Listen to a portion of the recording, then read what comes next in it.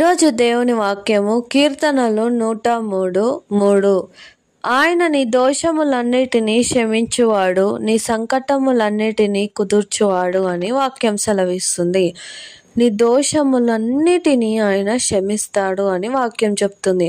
అంటే నువ్వు చేసిన ప్రతి ఒక్క తప్పులని నువ్వు ఏదైతే అందరికీ తెలిసే విధంగా ఇంకా ఎవరికి తెలియని తప్పులు చేసి ఉంటావో వాటినన్నిటినీ దేవుడు క్షమిస్తా అని అంటున్నాడు.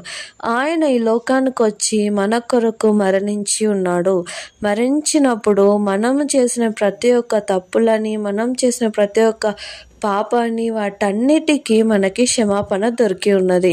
కాబట్టి ఆయన మనం చేసిన ప్రతి ఒక్క దాన్ని క్షమిస్తాడు. మనం ఏదైనా అనారోగ్యంగా ఉంటున్నా, మనకు ఏదైనా డిసీజ్ లాంటిది ఉన్నా కూడా దాన్ని కూడా ఆయన తొలగిస్తాడు అని వాక్యం సెలవిస్తుంది.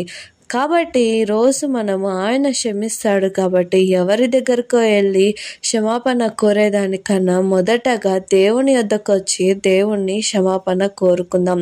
దేవుడు మనల్ని క్షమించినట్లయితే మన జీవితంలో ప్రతి ఒక్కటి మనకి ఆశీర్వాదంగా ఉంటుంది. దేవుడి వాక్యాన్ని దీవించునుగాక.